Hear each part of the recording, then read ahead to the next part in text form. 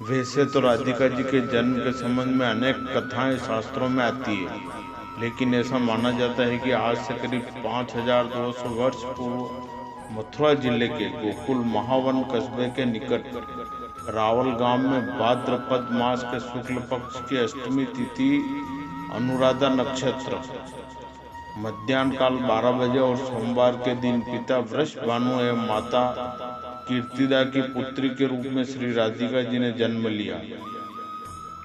लेकिन कुछ दिन बाद उनके पिता महाराज वृषभानु जी ने वृंदावन में ही वृषभानुपुरा गांव बसाया, जिसे आज बरसाना के नाम से जाना जाता है।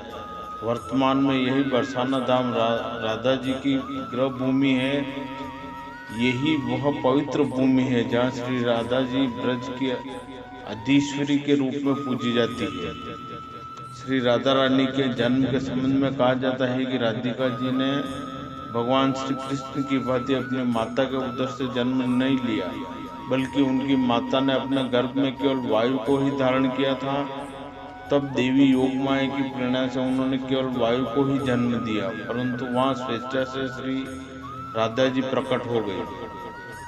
श्री राधा रानी जी कलिंदजा कुलवर्ती निकुंज प्रदेश के एक सुंदर मंदिर में अवतरित हुई थी। जिस समय श्री राधिका जी का जन्म हुआ उस समय संपूर्ण दिशाएं निर्मल हो उठी।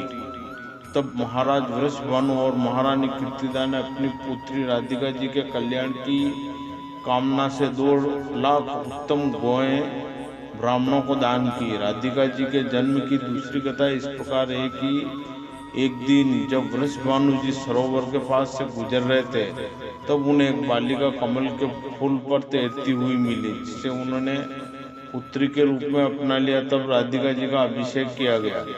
जिस समय श्री राधिका जी का अभिषेक किया गया उस समय सभी देवी देवताओं ने वहाँ पुष्प वर्षा की और राधा जी को स्वर्ग के सिंहासन पर बिठाया। लेकिन स्वर्ग के सिंहासन पर आसीन करते समय सभी देवताओं के मन में यह विचार आया कि राधा रानी तो संपूर्ण ब्रह्मांड की अधीश्वरी देवी है, तो फिर उन्हें केवल 16 कोष में फैले वृंदावन का ही आधिपत्य सौंपने की क्या आवश्यकता है। काफी विचार विमर्श के बाद यह निर्णय लिया गया है कि वैकुंठ से भी कई गुना अधिक महत्व तो मथुरा का होगा और मथुरा से भी अधिक महत्व वृंदावन का होगा।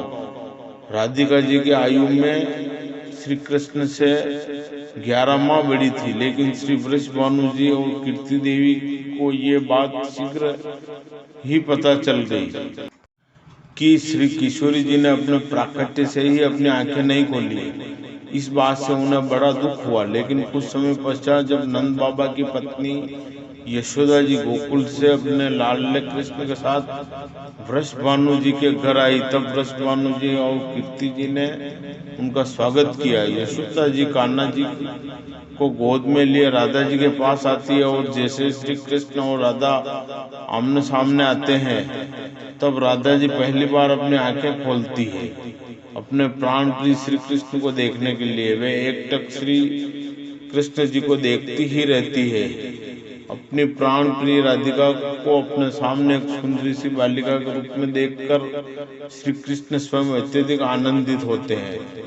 एक बार जब राधिका जी से श्री कृष्ण ने पूछा कि हमारे साहित्य में तुम्हारी क्या भूमिका होगी, राधा जी ने कहा, मुझे कोई भूमिका नहीं चाहिए, मैं तो सदा आपके पीछे ही रहूंगी।